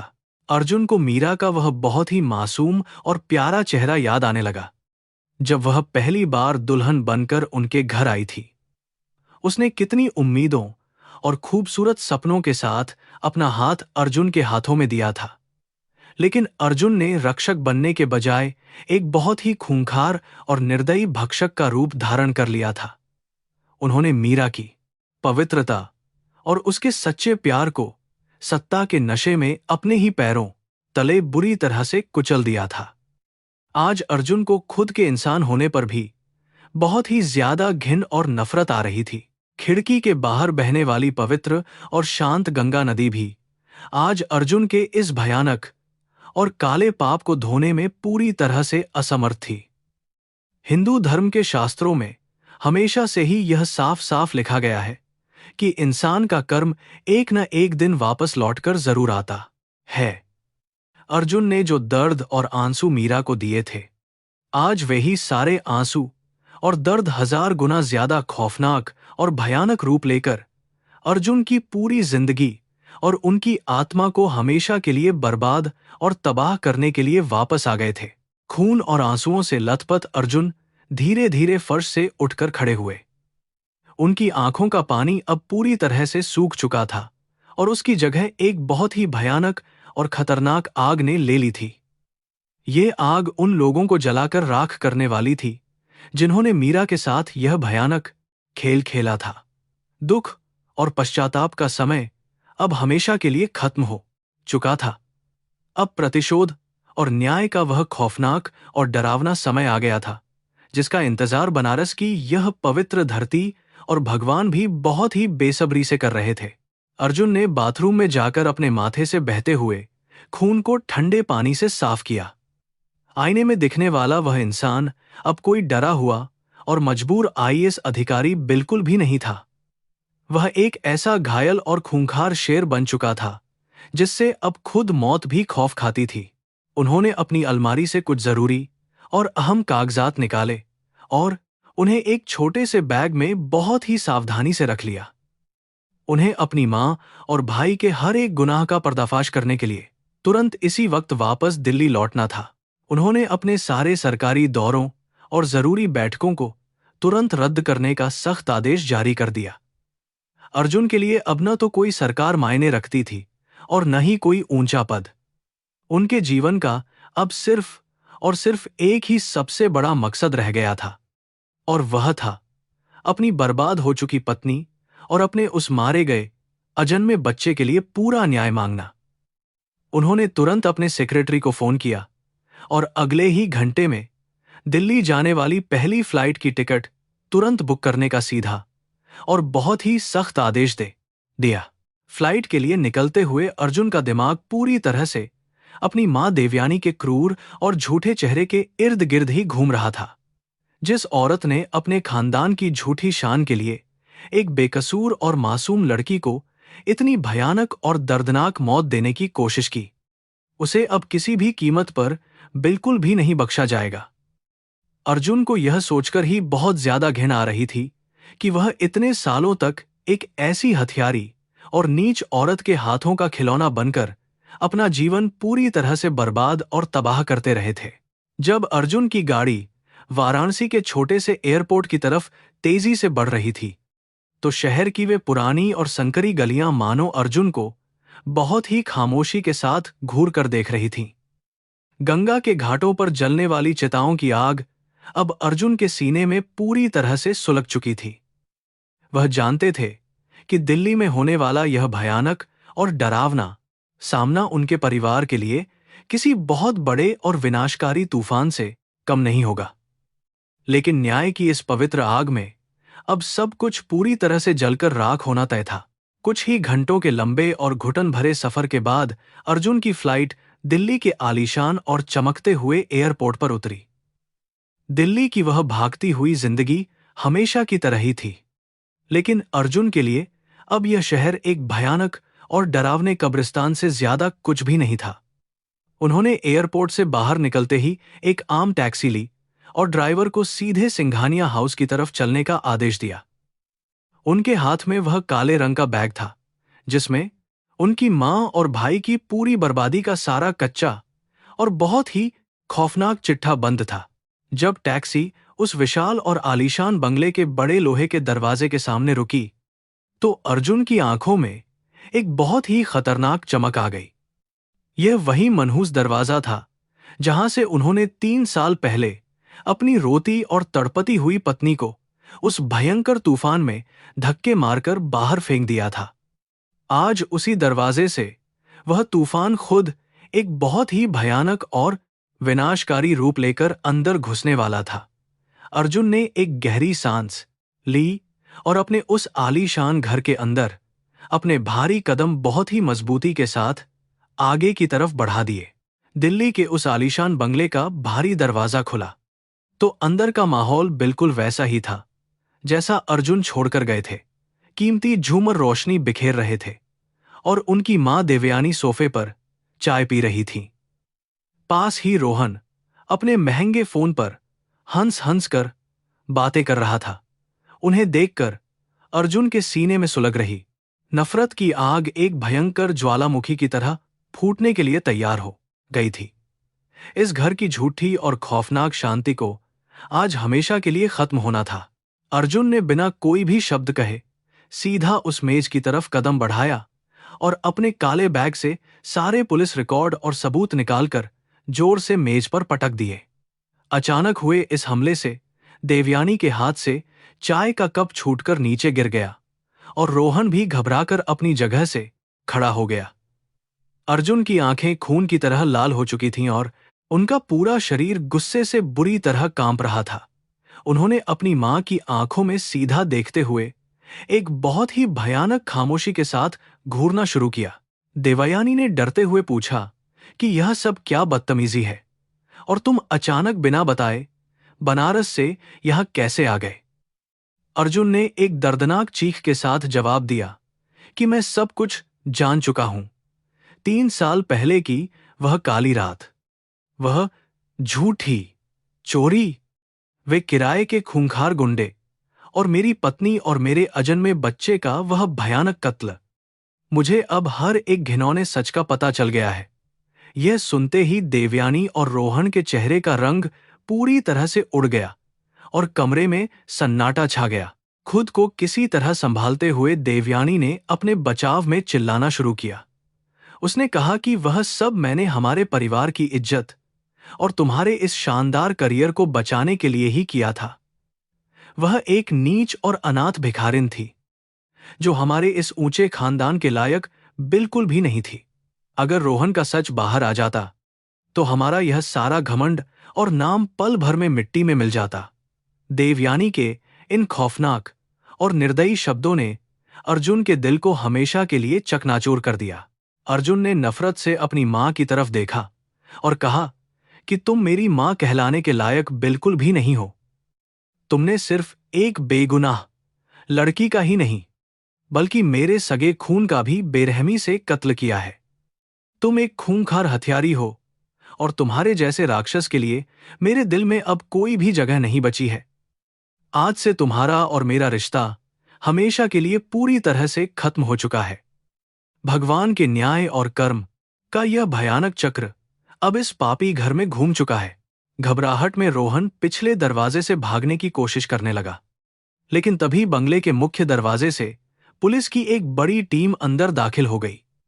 विक्रम और उसके हथियारों से लैस जवान पूरे घर को चारों तरफ से घेर चुके थे। अर्जुन ने अपनी जेब से वह सरकारी गिरफ्तारी वारंट निकाला जिस पर उन्होंने खुद अपने ही हाथों से हस्ताक्षर किए थे। एक आईएएस अधिकारी होने के नाते आज उन्होंने न्याय का यह सबसे कठोर और दर्दनाक फैसला अपने ही घर और अपने ही परिवार के खिलाफ सुना दिया था। विक्रम के इशारे पर 2 हवलदारों ने आगे बढ़कर रोहन को मजबूती से पकड़ लिया और उसके हाथों में लोहे की भारी हथकड़ियां डाल दी। रोहन एक कायर और बुज़दिल इंसान की तरह जोर जोर से रोने लगा और अर्जुन के पैरों में गिरकर अपनी जान की भीख मांगने लगा। वह चिल्ला रहा था कि भैया मुझे माफ कर दो, मैं जेल की चक्की में पीस कर मर जाऊंगा। लेकिन अर्जुन की आंखों में उसके लिए दया की एक भी बूंद नहीं थी। उन्होंने रोहन को जोर से लात मारकर दूर कर दिया। देवयानी अपनी सारी झूठी शान और घमंड भूलकर जमीन पर घुटनों के बल बैठ गई और छाती पीट पीट कर जोर से रोने लगी। वह अर्जुन से गिड़गिड़ा रही थी कि वह अपने छोटे भाई की जिंदगी इस तरह से बर्बाद न करे। लेकिन अर्जुन ने बहुत ही ठंडी और कठोर आवाज में कहा कि जब मेरी मीरा सड़क पर तड़प तड़प कर रो रही थी, तब तुम्हारा यह झूठा और गंदा रहम कहाँ गया था? तुम दोनों अब अपनी पूरी जिंदगी जेल की उन काली और अंधेरी कोठरियों में ही सड़ते हुए गुजारोगे। पुलिस रोहन और देवयानी को जबरदस्ती घसीटते हुए पुलिस वैन की तरफ ले जाने लगी। उनका वह आलीशान घर अब किसी मुर्दाघर की तरह वीरान और शांत लग रहा था। अर्जुन ने उस महंगे और सजावटी घर के चारों तरफ एक खाली और बेजान नजर दौड़ाई। उन्हें अब इन दीवारों, इस कहार के कुछान करने के लिए, इस कान को सांतान को करने के लिए, इन कीमती सोफों और इस झूठी अमीरी से बहुत ही ज्यादा घिन आ रही थी। सत्ता और पैसे के नशे ने उन्हें एक ऐसा अंधा राक्षस बना दिया था जिसने अपने ही सबसे सच्चे और पवित्र प्यार का बेरहमी से गला घोंट दिया था। अर्जुन ने उसी मेज पर पड़े एक सादे कागज और पेन को उठाया और बिना एक पल भी सोचे अपना इस्तीफा लिख डाला। एक आईएएस अधिकारी होने का जो ताज उनके सिर पर सजा था, आज वह उन्हें कांटों का सबसे जहरीला मुकुट लग रहा था। उन्होंने अपने उस महंगे कोट और रेशमी टाई को उतारकर उसी फर्श पर फेंक दिया जहां कभी मीरा के निर्दोष और पवित्र आंसू गिरे थे। वह अब डिस्ट्रिक्ट मजिस्ट्रेट अर्जुन सिंघानिया नहीं रहे थे, बल्कि सिर्फ एक ऐसा पापी इंसान बन गए थे जिसे अपने गुनाहों की सजा काटनी थी। उन्होंने उस मनहूस और डरावने घर को हमेशा के लिए पीछे छोड़ दिया और बिना एक बार भी मुड़कर देखे सीधे बाहर निकल गए। दिल्ली का वह आसमान आज साफ था, लेकिन अर्जुन के अंदर यादों और पछतावे का एक बहुत ही भयंकर तूफान पूरी ताकत से चल रहा था। उन्होंने सीधे एयरपोर्ट का रास्ता लिया क्योंकि उन्हें जल्द से जल्द वापस उस पवित्र शहर बनारस पहुंचना था। न्याय की तलवार चल चुकी थी, लेकिन उनके सीने में जल रही वह आग तब तक नहीं बुझ सकती थी जब तक वह अपनी मीरा को नहीं ढूंढ लेते। बनारस वापस लौटते ही अर्जुन ने अपने सारे पुलिस गार्ड्स और सरकारी गाड़ियों को वापस भेज दिया। अब वह कोई बड़ा अधिकारी नहीं था, बल्कि एक साधारण और लाचार पति था जो अपनी खोई हुई पत्नी को पागलों की तरह सड़कों पर ढूंढ रहा था। उन्होंने अपने सफेद सूती कपड़े पहने और बनारस के उन गंदे और बदबूदार कूड़ेदानों, घाटों और संकरी गलियों में भटकना शुरू कर दिया। उनके बाल पूरी तरह से बिखरे हुए थे और चेहरे पर एक बहुत ही गहरी और दर्दनाक मायूसी पूरी तरह से छाई हुई थी। घंटों का समय बहुत ही जल्दी दिनों में बदलने लगा, लेकिन मीरा का कहीं कोई भी सुराग नहीं मिल रहा था। अर्जुन हर भिखारिन के पास जाते, उनसे मिन्नतें करते और मीरा के बारे में हर किसी से पूछते रहते थे। कभी कभी वे भूख और तेज प्यास से चक्कर खाकर उसी गंदी सड़क पर गिर पड़ते थे जहां से उन्होंने मीरा को कुत्तों के साथ लड़ते हुए देखा था। कर्म देवता अर्जुन से उनके हर एक पाप और हर एक गलत फैसले का पूरा और बहुत ही दर्दनाक हिसाब ले रहे थे। अर्जुन को अब यह बात बहुत ही अच्छी तरह से समझ में आ गई थी कि न्याय की जीत का स्वाद हमेशा मीठा नहीं होता है। अपने ही परिवार को सलाखों के पीछे भेजकर उन्होंने न्याय तो जरूर कर दिया था, लेकिन इससे उनके मरे हुए बच्चे की जान वापस नहीं आने वाली थी। मीरा के दिमाग पर लगा हुआ वह गहरा और खौफनाक घाव भी अब शायद कभी नहीं भर सकता था। अर्जुन की यह सबसे बड़ी और डरावनी सजा थी कि वह अपनी बची हुई पूरी जिंदगी इस भयानक पछतावे के साथ जिएंगे। दिन ढल रहा था और बनारस के घाटों पर शाम की आरती की बहुत ही मधुर आवाजें गूंजने लगी थीं। अर्जुन के पैरों में बड़े बड़े छाले पड़ चुके थे और उनके कपड़े धूल और कीचड़ से पूरी तरह से गंदे हो गए थे, लेकिन उनकी आंखों में मीरा को वापस पाने की वह जिद्दी चमक अभी भी बिल्कुल वैसी ही थी। उन्होंने गंगा की तरफ देखते हुए कसम खाई कि जब तक उनकी सांस चलेगी वह अपनी मीरा को हर हाल में ढूंढेंगे। यह उनके जीवन की सबसे कठिन और आखिरी तपस्या होने वाली थी। बनारस के आसमान में काले और घने बादल एक बार फिर से बहुत ही भयानक रूप लेकर घिर आए थे। कुछ ही देर में बहुत तेज और मूसलाधार बारिश ने पूरे शहर को अपनी चपेट में ले लिया था। घाटों पर मौजूद सभी लोग अपने बचाव के लिए सुरक्षित जगहों की तरफ भागने लगे थे, लेकिन अर्जुन को इस भयानक बारिश और तूफान की जरा सी भी परवाह नहीं थी। वह पागलों की तरह हर एक गली और हर एक मंदिर के अंधेरे कोने में अपनी मीरा को बहुत ही बेताबी से लगातार ढूंढ रहे थे। उनके पैर छालों से पूरी तरह से भर चुके थे। लगातार भटकने के बाद अर्जुन 80 घाट के किनारे एक बहुत ही पुरानी और टूटी हुई नाव के पास पहुंचे। वहां का अंधेरा बहुत ही ज्यादा गहरा और डरावना लग रहा था। तभी बारिश की तेज आवाज के बीच उन्हें एक बहुत ही धीमी और कांपती हुई आवाज सुनाई दी। कोई बहुत ही दर्द भरी आवाज में एक पुरानी हिंदी लोरी गा रहा था। ये आवाज इतनी दर्दनाक और करुण थी कि किसी भी इंसान का दिल तुरंत ही पिघल जाए। अर्जुन के कदम अपने आप ही उस टूटी हुई नाव की तरफ खींचे चले गए। उनका दिल जोर से धड़क रहा था। नाव के उस अंधेरे कोने में जो दृश्य अर्जुन ने देखा, उसने उनकी रूह को हमेशा के लिए पूरी तरह से कंपा दिया। वहां कीचड़ और पानी के बीच मीरा एक छोटे से पत्थर को गंदे और फटे हुए चीथड़ों में लपेटकर अपने सीने से बहुत ही मजबूती के साथ चिपकाए बैठी थी। उसका शरीर बारिश की तेज ठंड से बुरी तरह से कांप रहा था। वह उसी छोटे से पत्थर को अपना बच्चा समझकर बहुत ही प्यार से लोरी सुना रही थी और उसे चूम रही थी। उसके सिर पर गुंडों द्वारा दी गई गहरी चोट साफ नजर आ रही थी। यह भयानक और हृदयविदारक दृश्य देखकर अर्जुन के पैरों की पूरी ताकत खत्म हो गई और वे वहीं उस ठंडे कीचड़ में घुटनों के बल गिर पड़े। उनके मुंह से एक बहुत ही दर्दनाक और गहरी चीख निकल गई, जो उस तेज बारिश और तूफान की आवाज से भी कहीं ज्यादा तेज थी। उन्होंने दोनों हाथों से अपने चेहरे को पूरी तरह से छिपा लिया और बच्चों की तरह फूट फूट कर रोने लगे। वह पत्थर कोई खिलौना नहीं था, बल्कि वह अर्जुन के अजन्मे बच्चे का एक खौफनाक प्रतीक था, जिसे उन्होंने खुद मारा था। अर्जुन धीरे धीरे कीचड़ में घिसटते हुए अपनी मीरा के करीब जाने लगे। मीरा के शरीर से गंदगी और बीमारी की बहुत ही तेज बदबू आ रही थी, लेकिन अर्जुन को अब दुनिया की किसी भी चीज की कोई भी परवाह बिल्कुल नहीं थी। उन्होंने अपने कांपते हुए और कमजोर हाथों से मीरा के उस कमजोर और हड्डियों के ढांचे जैसे शरीर को अपनी बाहों में बहुत ही मजबूती के साथ जकड़ लिया।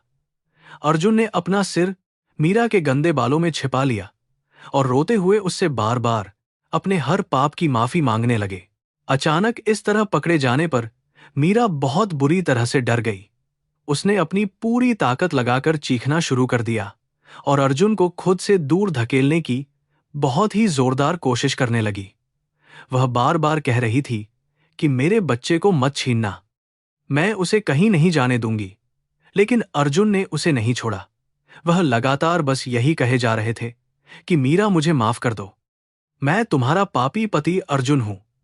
यह सुनकर मीरा अचानक एकदम से शांत हो गई और उसकी चीखें खामोशी में बदल गईं। उस नाव के नीचे बारिश के उस भयंकर शोर के बीच एक बहुत ही अजीब और दिल को चीर देने वाला पल आया। मीरा ने अपने उस पत्थर वाले बच्चे को एक तरफ रख दिया और अपने कांपते हुए गंदे हाथों से अर्जुन का चेहरा ऊपर उठाया।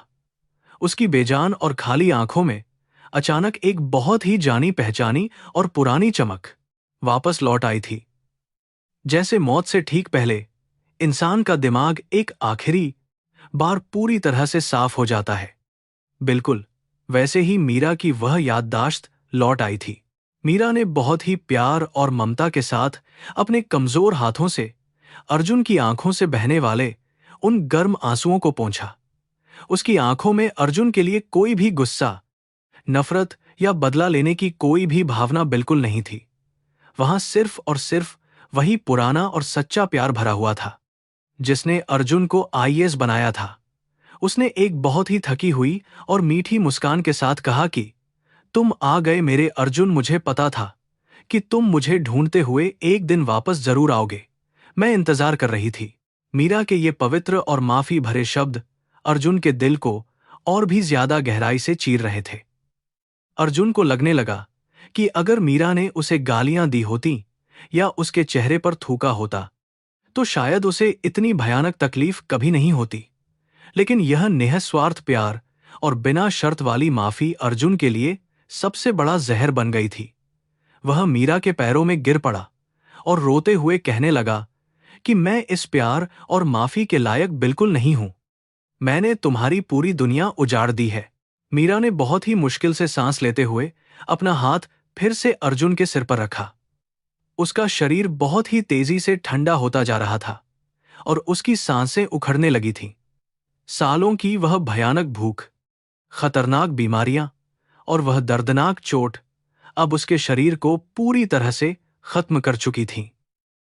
उसने बहुत ही धीमी आवाज में कहा कि तुम मेरे देवता हो अर्जुन, और एक पत्नी अपने देवता से कभी नफरत नहीं कर सकती। हमारे कर्मों का फल हमने भुगत लिया है। अब तुम बिल्कुल मत रोना अर्जुन। अर्जुन ने घबराहट में मीरा के उस ठंडे शरीर को अपनी बाहों में और भी ज्यादा जोर से भर लिया। वह लगातार चिल्ला रहे थे कि कोई डॉक्टर को बुलाओ, मुझे अपनी पत्नी को बचाना है। लेकिन वह बहुत ही सुनसान जगह थी और उस तेज तूफान में उनकी आवाज सुनने वाला वहां कोई भी नहीं था।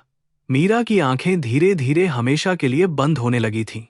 उसके चेहरे पर अब किसी तरह का कोई दर्द नहीं था, बल्कि एक बहुत गहरी शांति पूरी तरह से छा गई थी।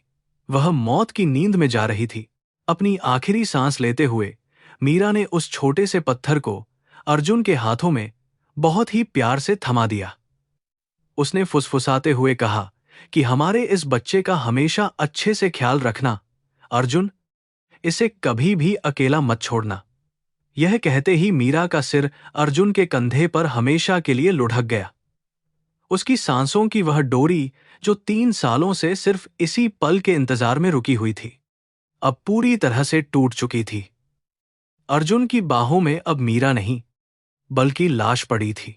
आसमान में उस समय एक बहुत ही तेज बिजली कड़की और अर्जुन के गले से एक ऐसी भयानक और दर्दनाक दहाड़ निकली जिसने पूरे बनारस के घाटों को पूरी तरह से कंपा दिया। वह मीरा की लाश को अपने सीने से लगाकर कीचड़ में पागलों की तरह लौटने लगे। उन्होंने खुद को ही नोचना और मारना शुरू कर दिया। उनके जीवन का वह एक इकलौता और सबसे सच्चा प्यार आज हमेशा के लिए उनसे छीन लिया गया था। यह ईश्वर का वह सबसे कठोर न्याय था जिसे अर्जुन कभी नहीं भुला पाएंगे और जलते रहेंगे। उस हाथ में पकड़ा हुआ वह छोटा सा और गंदा पत्थर अर्जुन के लिए अब इस दुनिया की सबसे कीमती और अनमोल चीज बन चुका था। वह उस पत्थर को चूमते हुए उसी टूटी हुई नाव के नीचे बैठकर जोर जोर से रो रहे थे।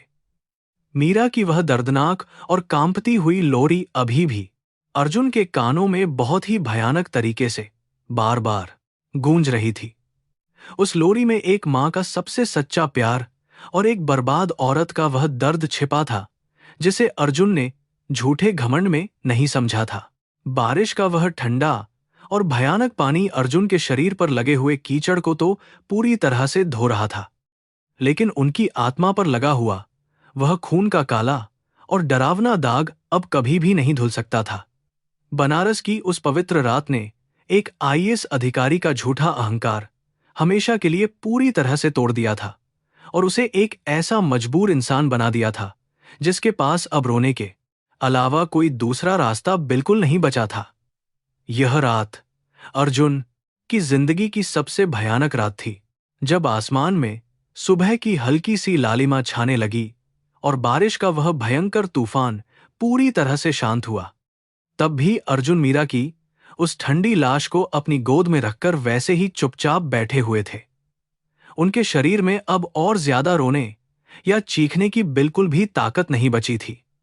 उनकी आंखें पूरी तरह से लाल और पत्थर की तरह बेजान हो चुकी थीं। घाटों पर बजने वाली सुबह की आरती की घंटियां अब एक नई शुरुआत का नहीं, बल्कि एक बहुत ही दर्दनाक ऐलान कर रही थी। सुबह की पहली किरण जब बनारस के घाटों पर पड़ी, तो उसने अर्जुन की बाहों में सोई हुई मीरा के शांत चेहरे को एक अजीब सी सुनहरी चमक से पूरी तरह भर दिया। अर्जुन की आंखों में अब आंसू नहीं थे, बल्कि एक ऐसा गहरा और खौफनाक सन्नाटा था जो मौत से भी ज्यादा डरावना लग रहा था। उन्होंने बहुत ही धीरे से मीरा के उस बेजान शरीर को उठाया और मणिकर्णिका घाट की तरफ अपने भारी कदम बढ़ा दिए। यह वही पवित्र और आखिरी जगह थी जहां हर इंसान की सारी दुनियावी पहचान और घमंड हमेशा के लिए राख में बदल जाते हैं। अर्जुन का दिल पूरी तरह से टूट चुका था। मणिकर्णिका घाट पर चिताओं के जलने की वह भयानक और डरावनी आग कभी भी शांत नहीं होती है। अर्जुन ने लकड़ियों का एक छोटा सा लेकिन बहुत ही सम्मानजनक ढेर खुद अपने ही हाथों से तैयार किया। उन्होंने मीरा के उस कमजोर और चोटिल शरीर को उन सूखी लकड़ियों पर बहुत ही प्यार और नजाकत के साथ लिटा दिया। पंडित जी ने मंत्र पढ़ना शुरू किया, लेकिन अर्जुन के कानों में सिर्फ मीरा की वह कांपती हुई और दर्दनाक लोरी ही बार बार गूंज रही थी। उन्होंने अपने कांपते हुए हाथों से उस चिता को आग दी जिसमें उनकी अपनी ही आत्मा हमेशा के लिए जलने वाली थी। आग की वे तेज लपटें बहुत ही जल्दी आसमान की तरफ उठने लगीं और मीरा का वह दर्द भरा शरीर राख में बदलने लगा। अर्जुन वहीं जमीन पर चुपचाप बैठे रहे और उस भयानक आग को अपनी आंखों में पूरी तरह से बसने दिया। कुछ ही घंटों में वह मासूम और पवित्र लड़की सिर्फ एक मुट्ठी भर राख में तब्दील हो गई। अर्जुन ने उस गर्म राख को अपने हाथों में बहुत ही प्यार से उठाया और उसे पवित्र गंगा नदी की शांत लहरों में हमेशा के लिए विसर्जित कर दिया। पानी की वे लहरें मीरा के सारे दर्दों को अपने साथ बहा ले गईं। नदी के किनारे खड़े होकर अर्जुन को यह बहुत ही अच्छी तरह से महसूस हो रहा था कि दुनिया का हर एक घमंड और सत्ता का हर एक नशा कितना ज्यादा खोखला और झूठा होता है। उन्होंने उस छोटे से पत्थर को अपनी जेब से निकाला और उसे बहुत ही मजबूती के साथ अपनी मुट्ठी में भींच लिया। यह पत्थर ही अब उनके उस अजन्मे बच्चे और मीरा के उस सच्चे प्यार की इकलौती और सबसे कीमती निशानी थी। कर्म का वह भयानक और दर्दनाक चक्र अब पूरी तरह से अपनी जगह पर वापस आ चुका था, लेकिन इसका अंत बहुत ही ज्यादा खौफनाक और जानलेवा था। श्मशान घाट से वापस लौटते समय अर्जुन को ऐसा लग रहा था जैसे उनके शरीर में अब कोई भी जान बिल्कुल नहीं बची है।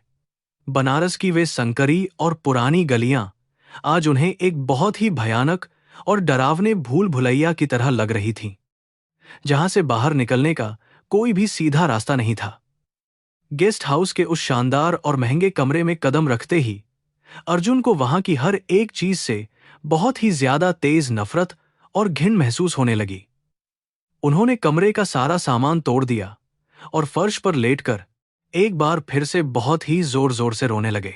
उसी दिन दोपहर को दिल्ली से विक्रम का एक बहुत ही जरूरी फोन आया।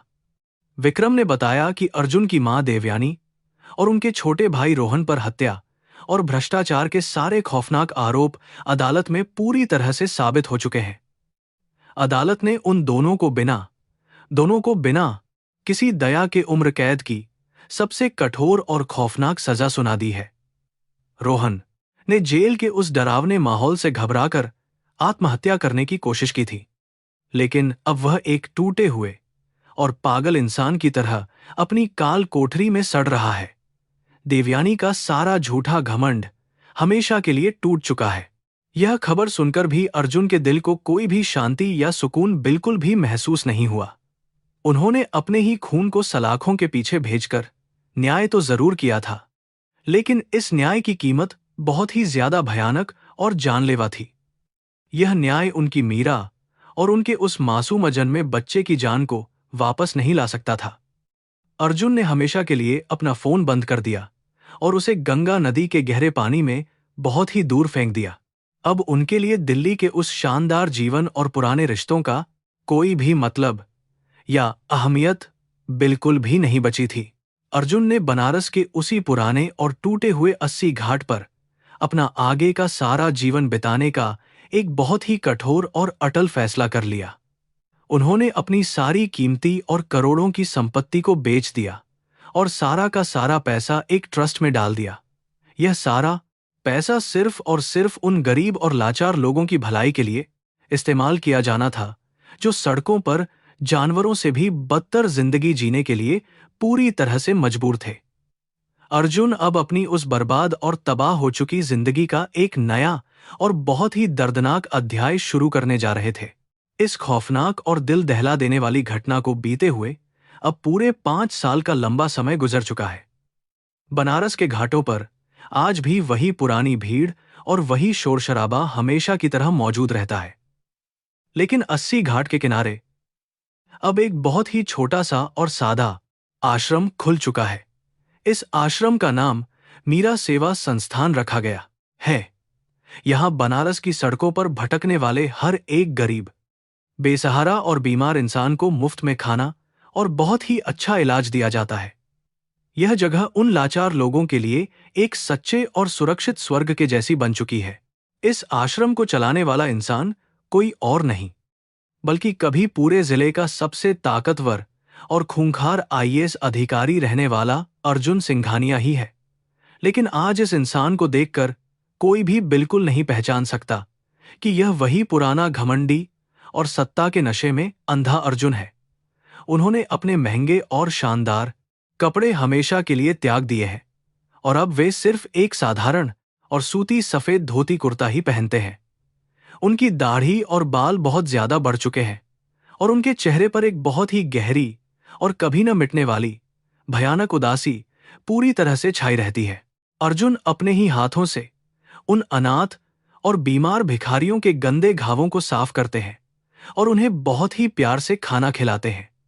जब भी कोई गरीब औरत उनके आश्रम में आती है तो अर्जुन की आंखों में मीरा का वह दर्दनाक और बेसहारा चेहरा अचानक से फिर से तैरने लगता है। वे उन गरीबों के चरणों में बैठकर उनके आंसुओं को पोंछते हैं और ऐसा महसूस करते हैं जैसे वे अपनी मीरा के उस खौफनाक दर्द को थोड़ा सा कम करने की कोई बहुत ही छोटी और नाकाम सी कोशिश कर रहे हों। यह उनकी बची हुई जिंदगी की इकलौती और सबसे बड़ी तपस्या है। एक दिन आश्रम में एक बहुत ही कमजोर और डरी हुई लड़की आई, जिसके सिर पर एक बहुत ही भयानक और गहरा घाव था। वह लड़की भूख और दर्द के मारे बुरी तरह से कांप रही थी और किसी भी इंसान को अपने करीब बिल्कुल भी नहीं आने दे रही थी। अर्जुन ने जब उस लड़की को देखा तो उनका दिल एक बार फिर से बहुत ही जोर से धड़कने लगा। उन्हें उसमें अपनी वही पुरानी और मासूम मीरा दिखाई देने लगी, जो 3 साल तक इन खतरनाक गलियों में ऐसे ही भटकती रही थी। अर्जुन ने धीरे से उस लड़की के पास जाकर बहुत ही प्यार से उसके सिर पर हाथ रखा। उस डरी हुई लड़की ने अर्जुन की आंखों में देखा और उसे वहां सिर्फ एक पिता और एक रक्षक का बहुत ही सच्चा प्यार नजर आया। अर्जुन ने खुद अपने ही हाथों से गर्म पानी से उस लड़की के घाव को साफ किया और उस पर दवा लगाई। जब वह लड़की पेट भरकर खाना खाने के बाद एक बहुत ही गहरी और शांत नींद में सो गई, तब अर्जुन की आंखों से आंसुओं की एक तेज धार बह निकली। उन्हें ऐसा लगा कि शायद आसमान में बैठी हुई उनकी मीरा ने आज उन्हें उनके एक बहुत ही छोटे से पाप के लिए अपनी थोड़ी सी माफी दे दी है। बनारस के बड़े बड़े साधु और सन्यासी भी अब अर्जुन के इस भयानक और दर्दनाक वैराग्य को देखकर पूरी तरह से हैरान रह जाते हैं। अर्जुन अक्सर लोगों को बताते हैं कि इंसान का सबसे बड़ा और खौफनाक दुश्मन उसका अपना अहंकार और सत्ता का वह झूठा नशा होता है। भगवान की लाठी में कोई भी आवाज नहीं होती है, लेकिन जब वह पड़ती है तो इंसान की सारी दुनिया और उसका सारा घमंड एक ही पल में मिट्टी में मिल जाता है। कर्मों का वह अटल हिसाब हर किसी को इसी धरती पर बहुत ही भयानक और दर्दनाक तरीके से चुकाना ही पड़ता है। इससे कोई बच नहीं सकता। अर्जुन को अब अक्सर अपने उस पुराने आलीशान बंगले और उन झूठे अमीर दोस्तों की याद आती है, जो असल में सिर्फ उनकी ताकत और पैसे के भूखे थे। उन्होंने अपनी उस सच्ची और पवित्र पत्नी को उन मतलबी लोगों के लिए छोड़ दिया था, जिसने उनकी सफलता के लिए अपना खून पसीना एक कर दिया था। यह पछतावा एक ऐसे जहरीले और खतरनाक सांप की तरह है जो दिन रात अर्जुन की आत्मा को बहुत ही बेरहमी के साथ डसता रहता है। वे जानते हैं कि यह भयानक दर्द ही उनके जीवन की सबसे बड़ी और कभी न खत्म होने वाली सबसे खौफनाक सच्चाई बन चुका है। पवित्र गंगा नदी अब अर्जुन के जीवन की सबसे बड़ी साथी और उनकी हर एक खामोशी की सबसे सच्ची गवाह बन चुकी है। वे घंटों तक गंगा के शांत पानी को देखते रहते हैं और उसमें अपनी मीरा की उस खूबसूरत मुस्कान को ढूंढने की बहुत ही नाकाम सी कोशिश करते हैं। गंगा का वह ठंडा पानी अर्जुन को यह सिखाता है कि जीवन भी इसी नदी की तरह है, जिसमें सुख और दुख की लहरें आती जाती रहती हैं। लेकिन जो इंसान अपने लालच और घमंड में अंधा होकर दूसरों को डुबोता है, उसे खुद भी अंत में इसी गहरे और भयानक भंवर में हमेशा के लिए डूबना पड़ता है। हर रात जब आश्रम के सारे गरीब और बेसहारा लोग गहरी नींद में सो जाते हैं, तब अर्जुन अकेले गंगा के उस शांत और अंधेरे किनारे पर जाकर बैठ जाते हैं। वे अपनी जेब से वह छोटा सा और गंदा पत्थर निकालते हैं जिसे मीरा ने अपनी आखिरी सांस लेते हुए उन्हें सौंपा था। अर्जुन उस पत्थर को अपने सीने से लगा लेते हैं और उसी दर्दनाक और कांपती हुई आवाज में वह पुरानी हिंदी लोरी गाना शुरू कर देते हैं। उनकी आंखों से आंसुओं की एक बहुत ही लंबी और कभी न रुकने वाली तेज धार बहने लगती है, जो सीधे गंगा के पानी में जाकर मिल जाती है। अर्जुन उस पत्थर से ऐसे बात करते हैं जैसे वह सच में उनका अपना जीवित और मासूम बच्चा हो। वे उसे बताते हैं कि आज उन्होंने कितने गरीब लोगों को खाना खिलाया और कितने बीमार भिखारियों की मदद की। वे उस पत्थर से वादा करते हैं कि वे कभी भी किसी बेसहारा इंसान को अपनी आंखों के सामने रोने नहीं देंगे। वह बेजान पत्थर अर्जुन के उस भयानक पश्चाताप और उनकी उस टूटी हुई आत्मा के बीच का एक इकलौता और बहुत ही पवित्र रिश्ता बन चुका है। यह पत्थर उन्हें हर पल यह याद दिलाता है कि वे असल में कितने बड़े और खौफनाक पापी इंसान हैं। बनारस की उन ठंडी रातों में अर्जुन को अब मौत का कोई भी डर बिल्कुल भी नहीं सताता है। वे तो बस उस आखिरी और खूबसूरत दिन का बहुत ही बेसब्री से इंतजार कर रहे हैं, जब उनकी सांसें हमेशा के लिए रुक जाएंगी और वे आसमान में जाकर अपनी मीरा से फिर से मिल सकेंगे। वे जानते हैं कि भगवान उन्हें आसानी से माफ नहीं करेंगे, लेकिन वे मीरा के सामने घुटनों के बल बैठकर अनंत काल तक अपने हर एक पाप की माफी मांगने के लिए पूरी तरह से तैयार है। अर्जुन की यह जिंदगी अब सिर्फ एक बहुत ही दर्दनाक और लंबे इंतजार का दूसरा नाम है। अर्जुन को अब इस बात का पूरी तरह से यकीन हो चुका है कि इंसान अपने किए हुए पापों से दुनिया में कहीं भी भागकर बिल्कुल भी नहीं छिप सकता है। भगवान का न्याय बहुत ही ज्यादा कठोर और हमेशा के लिए दर्द देने वाला होता है। अर्जुन की यह तपस्या और सेवा अब उनकी आखिरी सांस तक ऐसे ही बिना रुके लगातार चलती रहेगी। वे जानते हैं कि मीरा के खून से रंगे हुए उनके इन पापी हाथों को अब इस जन्म में कभी भी पूरी तरह से साफ नहीं किया जा सकता है। यह पश्चाताप ही अब उनका सच्चा धर्म और उनका इकलौता कर्म बन चुका है।